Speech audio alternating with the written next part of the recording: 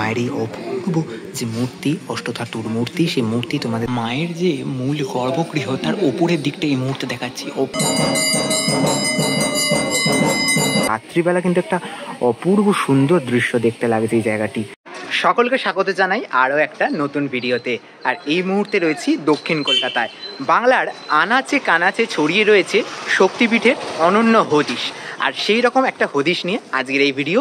Title thumbnail দেখে এবং ভিডিওর প্রিভিউ দেখে নিশ্চয়ই আন্দাজ করে নিয়েছো যে আজকে আমরা মায়ের 51 শক্তিপীঠের মধ্যে অন্যতম আরেক শক্তিপীঠ ঘুরে দেখতে চলে এসেছি। তবে এবারে এই শক্তিপীঠ যেটি অবস্থান করছে কলকাতার গড়িয়া অঞ্চল, দক্ষিণ কলকাতার গড়িয়ার যে বোড়াল অঞ্চল, সেখানে সেই মন্দির, যে মন্দির প্রায় 700 বছর পুরনো, কিন্তু নতুনভাবে নতুন রূপে সেজে উঠেছে এই বছরই। গত 29শে জানুয়ারি এই মন্দিরের নব উন্মোচন হয়েছে, নবরূপে সজ্জা হয়ে তার উন্মোচন হয়েছে। আর আজকে বিকাল বিকাল চলে এসেছি গড়িয়া বোড়ালের এই নতুন মন্দির, মানে ত্রিপুরা সুন্দরীর নবনির্মিত নবসজ্জিত যে মন্দির, সেই মন্দির তোমাদের ঘুরে দেখাতে এবং আমি নিজেও চাক্ষুষ করব এবং আমার লেন্সের মাধ্যমে তোমাদেরকে ঘুরে দেখাবো। আর আমার অভিজ্ঞতা ভাগ করে নিতে চলেছি আজকের এই ভিডিওতে। তো চলো ঘুরে দেখানো যাক ত্রিপুর সুন্দরী, গড়িয়ার বোড়াল অঞ্চলে ত্রিপুর সুন্দরী মায়ের মন্দির। বাংলার আনাচে কানাচে ছড়িয়ে রয়েছে বহু ঐতিহাসিক মন্দির। পাল সাম্রাজ্যের পতনের পর সামন্ত সেনের হাত ধরে একাদশ ও দ্বাদশ শতকে বাংলায় শুরু হয় সেন সাম্রাজ্য। গড়িয়ার বোড়াল অঞ্চলে একটি দিঘি থেকে উদ্ধার হওয়া পাল ও সেন যুগের বেশ কিছু স্থাপত্য ভাস্কর্য এই দাবি রাখে। কথিত আছে সতীর বাম করতালু পতিত হয়েছিল এই অঞ্চলেই। পরবর্তীতে সেন বংশের এক প্রতিনিধি একটি মন্দির নির্মাণ করেন, যা বর্তমানে ত্রিপুর সুন্দরী শক্তিপীঠ নামেই পরিচিত। সম্প্রতি নবরূপে সজ্জিত এই মন্দিরের গর্ভগৃহ এবং 5000 বর্গফুটের বাতানুকূল শ্রদ্ধাঞ্জলি ভবন নির্মিত হয়েছে। এই মুহূর্তে আমরা রয়েছি শ্রী শ্রী ত্রিপুর সুন্দরী মন্দিরের যে তোরণ, সেই তোরণের সামনে। আর লোকেশন যদি বলি বোড়াল হাই স্কুল, সেই বোড়াল হাই স্কুলের পাশেই কিন্তু এই মন্দিরের প্রধান যে তোরণ পড়বে। আর নিয়ারেস্ট মেট্রো স্টেশন কবি নজরুল, সেখান থেকে তোমরা পায়ে হেঁটে কিংবা অটো বা রিক্সার মাধ্যমে চলে আসতে পারো এই তোরণের সামনে।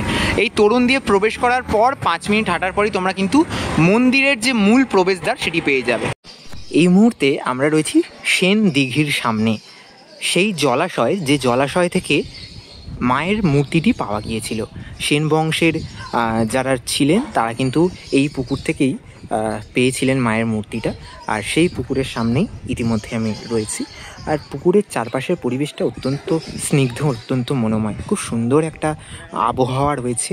আর তার সাথে পুকুরের যে এলাকাটা খুব সুন্দর করে সাজিয়ে গুছিয়ে রাখা রয়েছে, খুব সুন্দর জায়গা। এই পুকুর থেকেই কিন্তু সেই মায়ের মূর্তি পাওয়া গেছিলো, আজ থেকে প্রায় 600-700 বছর আগের কথায় বলছি। আর এই পুকুর বলি, জলাশয় বলি, এটি কিন্তু সেন দিঘি নামে পরিচিত এই এলাকার কাছে। বোড়ালের সেন দিঘি জায়গাটা ঠিক এইরকম লাগছে টোটালটা।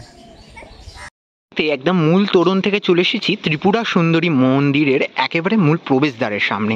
সবেমাত্র বিকাল নামছে, আর তার মধ্যেই দেখো একদম নবরূপে সজ্জিত যে মন্দির, সেই মন্দিরের যে আলোকসজ্জা, সেই আলোকসজ্জা কিন্তু এখন জ্বলে উঠেছে আর অসাধারণ লাগছে। তবে 29শে জানুয়ারি এবং সরস্বতী পুজোর সময় যে বিশেষ বার্ষিক অনুষ্ঠান ছিল, সেই অনুষ্ঠানে আমি আসতে পারিনি ঠিকই, তবে তারপরেই কিন্তু চলে এসেছি সরস্বতী পুজো কাটার একদম পরেই চলে এলাম মায়ের মন্দির দর্শন করতে। এই নবরূপে সজ্জিত ত্রিপুর সুন্দরী মায়ের যে মন্দির, সেই মন্দির তোমাদের এবার আজকের এই ভিডিওতে ঘুরে দেখাবো। চলো দেখানো যাক। এই যে মূল ফটকটা আমি একটু দেখাই। মূল ফটকটা কিন্তু এইভাবে আলো দিয়ে সাজানো হয়েছে, খুব সুন্দরভাবে নতুন ফটকটা তৈরি হয়েছে, মূল প্রবেশদ্বার যেটি। এবং এখানে কিন্তু মা বলে লেখা রয়েছে মন্দিরের যে মূল প্রবেশদ্বারের মাথায়, খুব সুন্দর।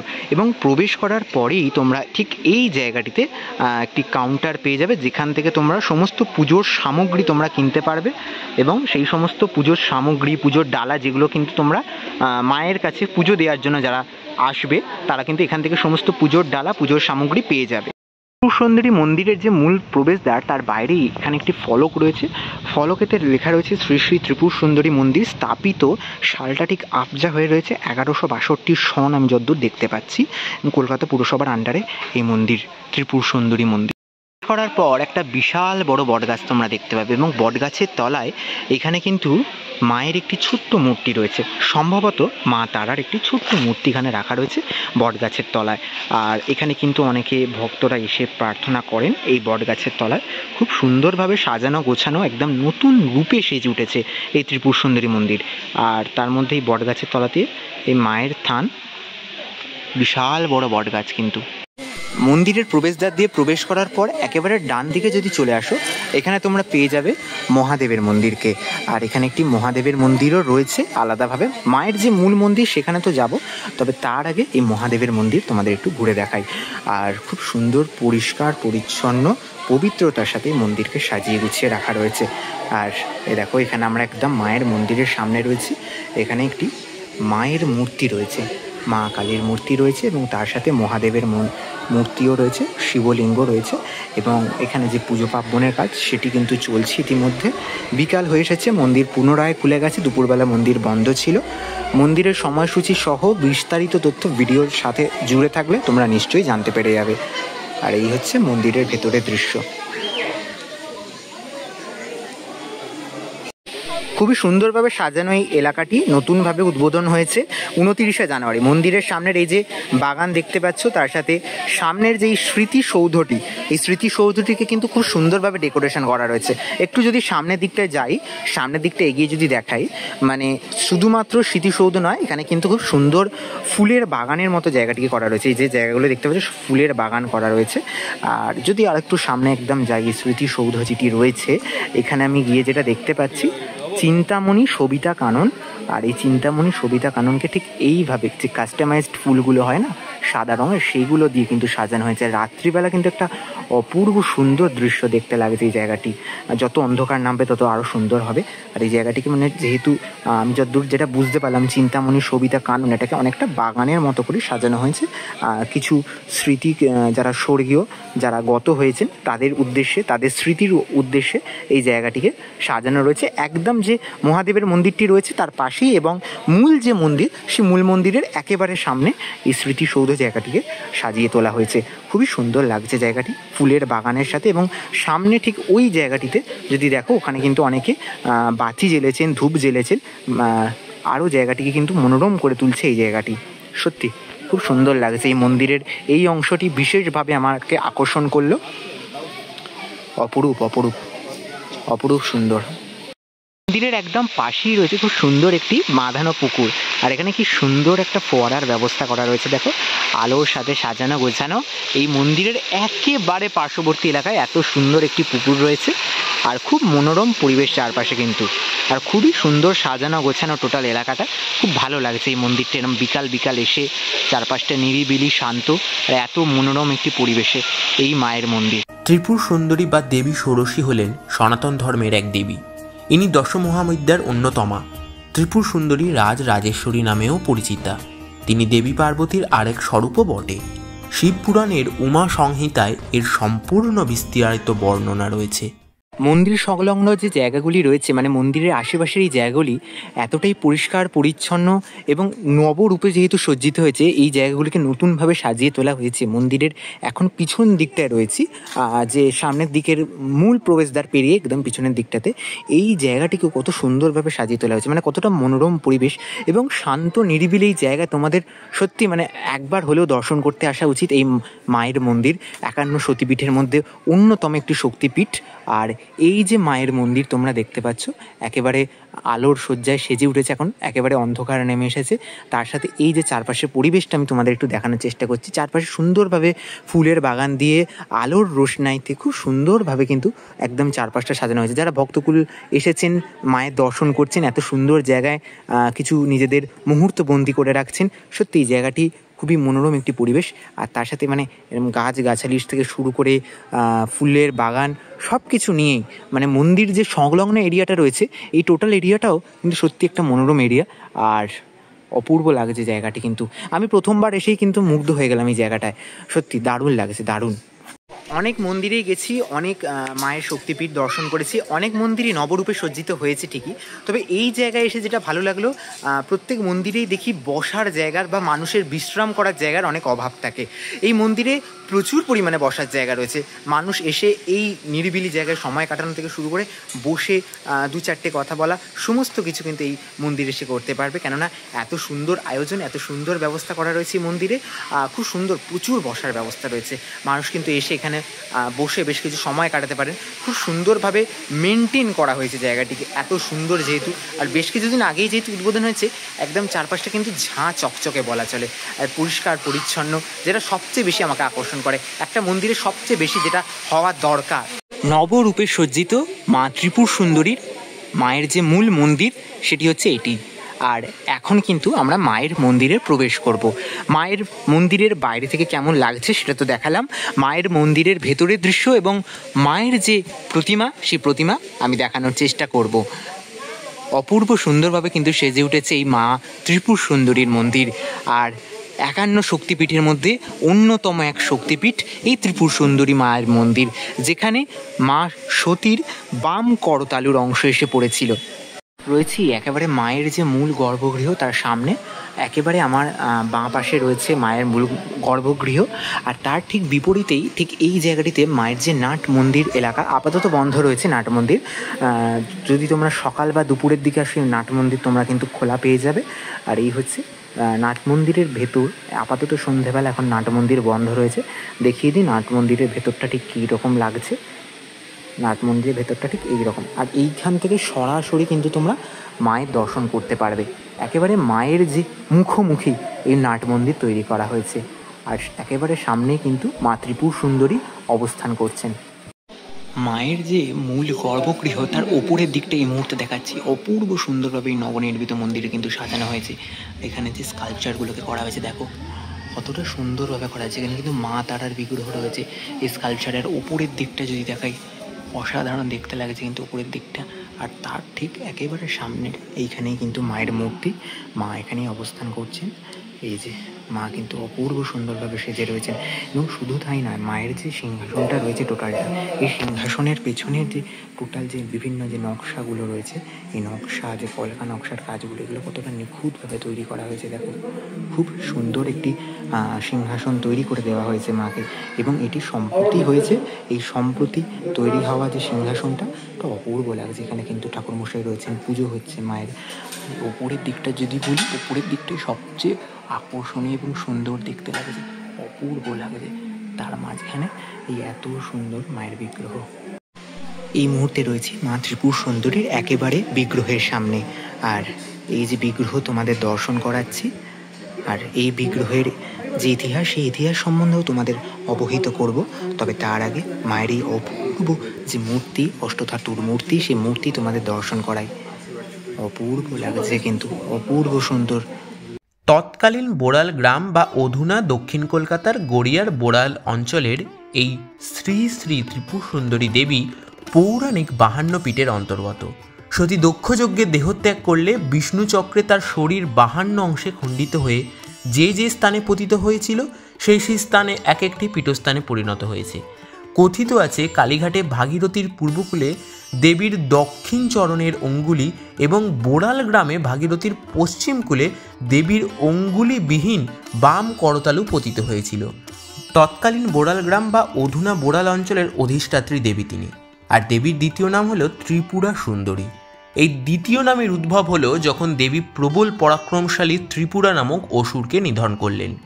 এই দেবীর ভৈরব শ্রী শ্রী পঞ্চানন দেব, ইনি এই দেবী পীঠের পশ্চিম দিকে সেনদিঘির পশ্চিম কূলে অবস্থান করছেন। অধুনা এই দেবীর একটি নতুন মন্দিরও নির্মাণ হয়েছে। এই মুহূর্তে মন্দির চত্বরে আরতি শুরু হয়েছে, আর ঠিক 6:45-এ ঠিক মা ত্রিপুর সুন্দরীর মন্দিরের পাশেই যে মহাকাল মন্দির রয়েছে, সেখানে কিন্তু আরতি পর্বে শুরু হয়েছে। আর এবার কিন্তু ঠিক 7টার সময় মা ত্রিপুর সুন্দরীর মন্দিরে আরতি শুরু হবে।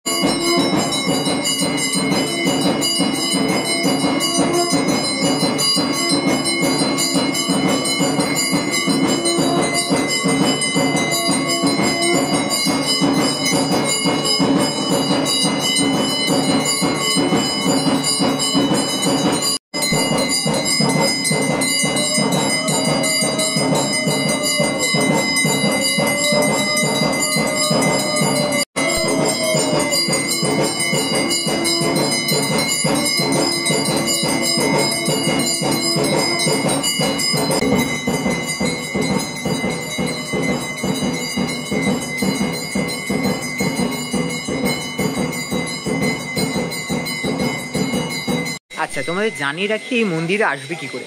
কবি নজরুল নিকটবর্তী মেট্রো স্টেশন, সেখান থেকে নেবে, টোটো বা রিক্সা পেয়ে যাবে, সেই মারফত তোমরা চলে আসবে বোড়াল হাই স্কুল। বোড়াল হাই স্কুলের পাশেই রয়েছে মা ত্রিপুর সুন্দরী মন্দিরের যে মূল তোরণ, সেখান দিয়ে প্রবেশ করে তোমরা এই মন্দির পেয়ে যাবে।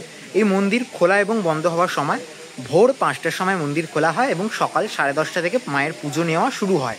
দুপুর 1টার সময় মাকে ভোগ নিবেদন করার পর মন্দির বন্ধ হয়ে যায়। কিন্তু এই মন্দির প্রাঙ্গণ যে টোটাল যে মন্দির প্রাঙ্গণ ঘুরে দেখালাম, সেইটা খোলা থাকে রাত্রি 8টা পর্যন্ত, অর্থাৎ ভোর 5টা থেকে রাত্রি 8টা পর্যন্ত টোটাল মন্দির প্রাঙ্গণ খোলা থাকে। মায়ের দর্শন করতে হলে তোমাদের আসতে হবে সকাল 10:30 থেকে দুপুর 1টা পর্যন্ত এবং বিকাল 5টা থেকে রাত্রি 8টা পর্যন্ত। এই টাইম গ্যাপের মধ্যে তোমরা মায়ের দর্শন করতে পারবে। বাকি সময়টা তোমরা এই মন্দিরে এসে এই নিরিবিলি জায়গায় এই খুব সুন্দর পরিবেশে কিন্তু সময় কাটাতে পারো। কলকাতা থেকে কাছাকাছির মধ্যে যদি ছুটি কাটানোর যদি বলি, 51 সতীপীঠের এবং তীর্থস্থান যদি বলে রাখি, তাহলে সময় কাটাবার বা ছুটি কাটাবার একটা আদর্শ জায়গা এই বাংলার অন্যতম খ্যাতনামা সতীপীঠ মা ত্রিপুর সুন্দরী মন্দির, যা আগামী দিনে কিন্তু বাংলার প্রতিটি কোণায় পৌঁছে যেতে চলেছে। এই ত্রিপুর সুন্দরী মন্দিরের মাহাত্ম্য এবং ত্রিপুর সুন্দরী মায়ের যে কথা, সমস্ত কিছু সব কিছু নিয়ে এই যে টোটাল মন্দির সমস্তটা ঘুরে দেখানোর চেষ্টা করলাম আজকের এই ভিডিওতে। আচ্ছা ঠাকুরমশাই, এই মা ত্রিপুরা সুন্দরী রয়েছেন এখানে, তো মা ত্রিপুর সুন্দরীর যে ইতিহাসটা সেটা যদি একটু সংক্ষেপে আমাদের দর্শকদের বলেন। মা ত্রিপুরা সুন্দরীর ইতিহাস হচ্ছে বোড়াল, নীলপাড়া, দক্ষিণ পাড়া জয়হরি মুখোপাধ্যায় বলে ব্রাহ্মণ ছিলেন, মায়ের সেবা এবং একনিষ্ঠ ভক্ত। তিনি মায়ের সেবা করতেন। একদিন দুপুরবেলা আমাদের যে মন্দিরের পশ্চিম দিকে যে সেন দিঘি আছে, ওই সেন দিঘির পাড়ে এক সাঁতারি বিশ্রাম করছিলেন। তখন এক ফুটফুটে সুন্দরী মেয়ে এসে তাকে শাঁখা করতে চায়। তখন ওই শাঁখারি ওই কন্যাকে দেখে মুগ্ধ হয় এবং তাকে শাঁখা বলিয়ে দেয়। দিয়ে তখন মেয়েটি বলে, যাও আমার বাবার কাছে, মাঝে পাড়া দক্ষিণ গ্রামে, যে আমার বাবার নাম জয়হরি মুখোপাধ্যায়, ওনাকে যে বলুন আপনার মেয়ে শাঁখা বলে দিই। সেই কথা শুনে শাঁখারি খুঁজে খুঁজে ওনার বাড়িতে যা হাজির হন এবং ওনাকে সব বৃত্তান্ত বলেন। বলার পর শাঁখারি বলেন, তো বাবা আমার তো কোনো সন্তান নেই। তখন বললো, হ্যাঁ আপনার মেয়েকে পড়েছে, শাঁখা পড়েছে এবং 1টা টাকা আছে ছাপির মধ্যে, সেখান থেকে পয়সা দেয়। তো যাই হোক, জয়হরি মুখোপাধ্যায় কোনো পয়সাও তখন ছিল না। পুরোই শাঁখারির কথা বিশ্বাস করে উঠে যে দেখবেন, হ্যাঁ ঝাঁপির মধ্যে 1টা টাকা আছে। তখন উনি টাকাটা শাঁখারিকে দেন, দিয়ে ওনাকে বলেন, তুমি তো ভাগ্যবান, তুমি মা ত্রিপুরা সুন্দরী দর্শন করেছো। বলে ওনার তলা কাঁদতে কাঁদতে ছুটে আসে ওই দিঘির পাড়ে, এসে ধুলোই গড়াগড়ি খায়, কান্নাকাটি করে। বলে, মা তুমি যখন সবই পড়লে দেখা দিলে না কেন? খুব আত্মনাদ করে কান্নাকাটি করার পর মা তখন দেখা যায় দিঘির যে কালো জল, জলের উপর থেকে দুটো হাত তুলে ধরে, তবে দেখা যায় যে হাত দুটো শাঁখা বলেছে। তখন শাঁখারি সন্দেশ এবং দিঘির পাড়ে বহু লোকের সমাগম হয়েছে, বহু লোকের সাক্ষী ছিল। এবং তারপর মা সবলা গোষ্ঠীর এই মাকে প্রতিষ্ঠা করা হয়। আচ্ছা ঠাকুরমশাই, এই মন্দির কতটা প্রাচীন বা কত বছর? এই মন্দির প্রাচীন বলতে গেলে সেন বংশের আমলে, তো তাই এই তলায় একটা মন্দির আছে। আচ্ছা, ঠিক আছে, সেই মন্দির খননকার্যে পাওয়া গেছে সমস্ত নিদর্শন। ঠিক আছে, সেই মন্দিরের উপরে এই মন্দির ভিত্তি স্থাপন হয়ে এটা উঠেছে। আচ্ছা, এবং সেটা কত শতাব্দী বলার ধরো সেন বংশের আমল। আচ্ছা, আজ থেকে তাহলে 7ম শতাব্দী ধরো। আচ্ছা, আর এই মন্দির কখন থেকে খোলা থাকে? যারা ভক্তরা আসবে তখন মন্দির খোলা থাকে হচ্ছে ভোর 5টায় মন্দির খোলা হয়, 10:30 থেকে পুজো শুরু হয়, 11:30 11:40 মায়াবন্দিনী হয়। তারপর যদি কোনো ভক্তরা আসে পুজো দিয়ে তাদের পুজো করে দেওয়া হয়, নিবেদন করা হয়। 1টার সময় মায়ের ভোগ হয়, হয়ে মন্দির বন্ধ হয়। আবার পুনরায় 4টে মন্দির খোলা হয়। ঠিক আছে, 5টা থেকে ভক্তরা আসে, তাদের প্রসাদ নিয়ে আসে, মায়ের নিবেদন করে দেওয়া হয়। 7টার সময় মায়ের আরতি হয়, 7:30 মন্দির বন্ধ হয়ে যায়। এবং মন্দিরের যে গেট আছে, যে 3টে গেট আছে, 3টে গেট রাত্রি 8টার পর টোটাল মন্দির বন্ধ হয়ে যায়। অসংখ্য ধন্যবাদ। তাহলে ত্রিপুর সুন্দরী মায়ের মন্দিরের সকল তথ্য তুলে ধরার চেষ্টা করলাম আজকের এই ভিডিওতে। আশা করছি ভিডিওটা ভালো লেগেছে। আর এই বাংলার 51 সতীপীঠের অন্যতম সতীপীঠ, আশা করছি তোমরা সকলে এখানে দর্শন করতে আসবে। দর্শন করতে আসার জন্য সমস্ত যা যা তথ্য, সেই সমস্ত তথ্য এই ভিডিওতে দিয়েছি। চলো আজকের মতো এই ভিডিওটা শেষ করলাম। সামনেই শিবরাত্রি রয়েছে, আর শিবরাত্রি উপলক্ষে অনেক ভিডিও কিন্তু চ্যানেলে আসছে, তার জন্য চ্যানেলটা অবশ্যই সাবস্ক্রাইব করে রেখো। আর ভিডিওটা ভালো লেগে থাকলে লাইক শেয়ার করতে ভুলে না, কমেন্ট করে জানাও কারা কারা এই গড়িয়ার বোড়াল অঞ্চল বা গড়িয়া অঞ্চল থেকে এই ভিডিওটা দেখছো। ততক্ষণের জন্য নিচ্ছি বিরতি, সকলকে এখানেই টাটা।